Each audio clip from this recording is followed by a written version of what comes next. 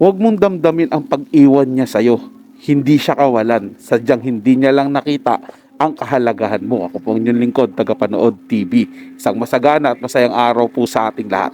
Welcome back po dito sa ating YouTube channel at Facebook page. Ngayong araw po, ang ating gagawa ng reaction video ay galing po sa channel ni Ders TV. Ilalagay ko po sa description yung link na kanyang channel para mabisita nyo po at masuportahan na rin. Pero bago po tayo magpatuloy, nais ko lang po kayong pasalamatan sa inyong walang sawang suporta dito po sa ating channel. At kung kayo'y bago lang po na napadaan sa ating channel, huwag nyo po sanang kalimutan na mag-subscribe. Hit nyo na rin po notification bell para ma-notify po kayo sa mga bago pang video na ating ilalabas. So simulan na po natin ating reaction video sa araw na to, mga tagapanood. Let's do this! Ngayong araw naman po, trending po si Miles Ocampo. So, trending po siya, popular po siya ngayon sa mundo ng iba't ibang social media platform, lalo na po sa Facebook. So, alam niyo na po siguro kung bakit. Meron pong pinagdadaanan na hindi masasabi natin na hindi ito maganda. Hindi ito maganda sa pakiramdam, syempre, nakakalungkot, nakakaiyak. Kaya pala nung nakaraan po, no, nag-post si Miles Ocampo sa kanyang Instagram, and ang caption niya po doon ay "You got this always", ano. So yung picture niya doon ay yung baby pa siya, nung bata pa siya, and nakita natin doon, 'di ba, nung nakaraan na nag-comment po sila Maha Salvador, and then marami pa po, no, parang nagpapakita sila ng suporta dito sa pinagdadaanan ni Miles Ocampo. So akala natin kung ano lang po pala yon. So ito po pala ay tungkol po sa breakup po ng kanyang boyfriend at nitong si Eliha and si Miles Ocampo. So kinumpirma po yan ni Eliha kanina sa interview po sa ABS-CBN na months ago daw nag-break up po sila or nag-break sila nitong si Miles Ocampo dahil sa mga personal problem po nila. So hindi natin alam kung ano yung personal problem na yon na pinagdadaanan ng dalawang ito, and sana po ay maayos ito sa lalong madaling panahon. Pero kahit na break naman po sila nitong si Eliha at itong si Miles Ocampo po, ay sinusuportahan pa rin naman po ni Eliha itong si Miles sa mga gusto nito, sa mga ginagawa nito.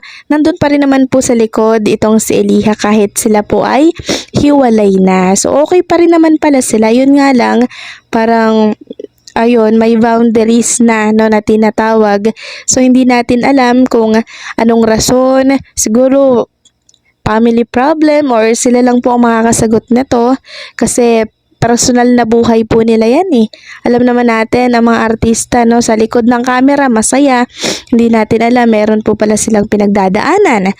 Ganyan naman po talaga sa isang relasyon, mga tagapanood eh. Pag hindi nyo po naagapan, pag nagsawa po kayo sa isa't isa, mauuwi po talaga kayo sa hiwalayan. Lalo na po pag mayroon ng ibang namamagitan, yung third party po na tinatawag. Meron din naman pong problema sa pamilya, meron din pong personal na problema dahil po sa sarili mo, hindi mo kayang magbigay ng commitment sa iyong partner, kaya nauuwi po kayo sa hiwalayan. Sana nga lang po yung hiwalayan nila Miles Ocampo talaga pong personal matter at hindi po third party. Kaya nga lang po sa akin, mga tagapanood, kung ako po ang tatanungin nyo po, ayoko po talaga ng hiwalayan, 'di ba?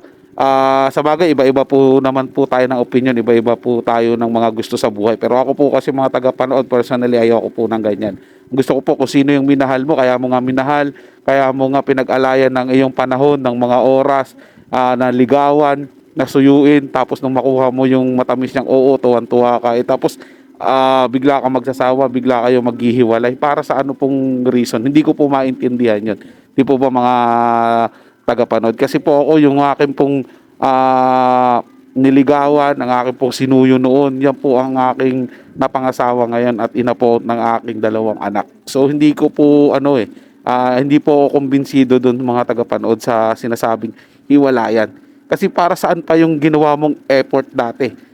So hanggang doon ka lang pala, pagkatapos na naging kayo na, ang masaklap po dyan kapag tapos na ibinigay sa iyo ng babae ang kanyang sarili, kasi ganun po ngayon nangyayari sa ating mga tagapanood eh. Sa lahat ng dako ng bansa naman po, ganun naman po talaga eh. Talagang ibinibigay po ang sarili. Pagkatapos po pala nun eh, magsasawa na, ayawan na.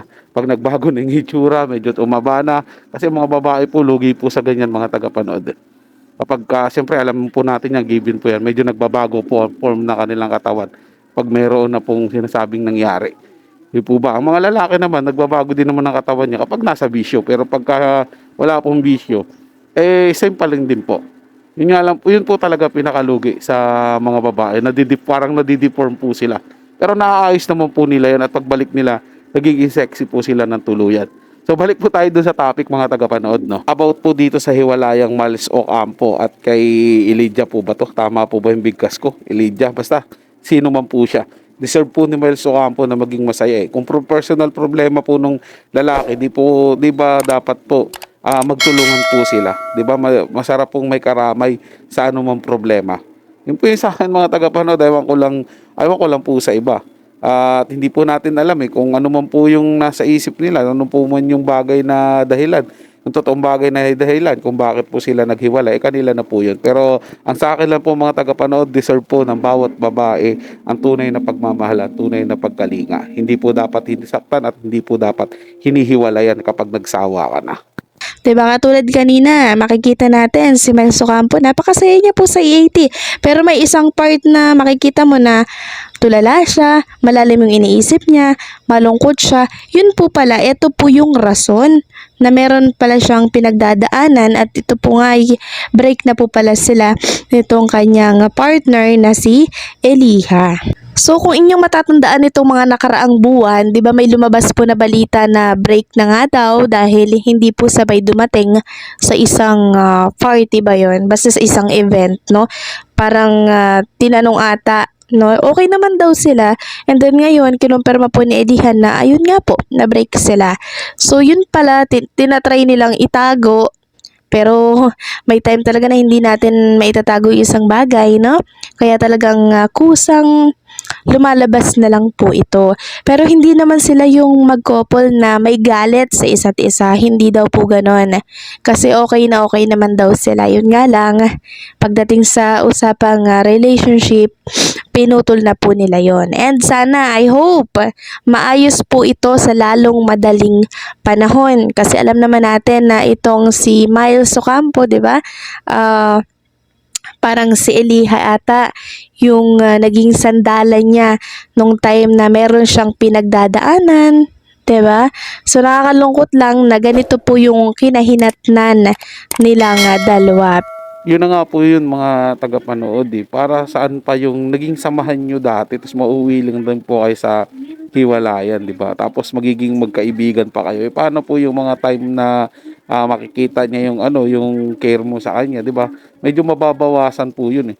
Magkaibigan pa nga kayo, bakit kailangan bakit kailangan magkaroon kayo ng boundary? Kaibigan lang tayo, hindi tayo pwede ng relasyon. Parang ganun po mga tagapanood, ganun para naman yun. Magkaibigan kayo, magiging close pa rin po kayo. Hindi po ba? Aalalayan mo siya. Andyan ka pa rin pagkakailangan niya kasi magkaibigan nga kayo eh. Pero yun po talaga hindi ko magit mga tagapanood. Sa bagay po kasi hindi po kasi ako pumapabot sa mga ganyan. Pag mahal mo talaga dapat paninindigan mo yan hanggang dulo. Kung may problema man, aayusin mo. Diba? Dapat ang lalaki po talaga magsisimula niyan. Gaya nga lang po ng sinabi ko kanina, iba-iba po tayo ng gusto, iba-iba po tayo ng paniniwala. Ganyan po yung pagkatao niya, wala po tayong magagawa dyan. Pero ang lagi ko lang pong sinasabi kahit din sa mga anak ko, sinasabi ko, deserve nyong maging masaya, deserve nyong makahanap ng taong aakma sa inyo at tatanggap sa inyo bilang sino kayo at talagang panghabang buhay na. Kaya mag-ingat kayo sa pipiliin nyo.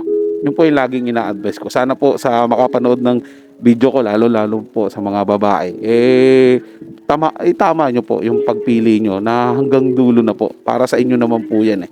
So yun lang po mga tagapanood, nagustuhan nyo po yung paksang ating tinalakay sa araw na to. At kung kayo bago lang po na napadaan dito sa ating channel, huwag nyo po sanang kalimutan na mag-subscribe. Hit nyo na rin po notification bell para lagi po kayo updated sa mga bago pang video na ating ilalabas. Share, like, and comment din po kayo mga tagapanood. Ating nga babasahin at pupusuan. So hanggang sa muli po, ito yung Tagapanood TV. Komento at opinion lamang, wala pong personalan. Paalam po at mabuhay po kayong lahat.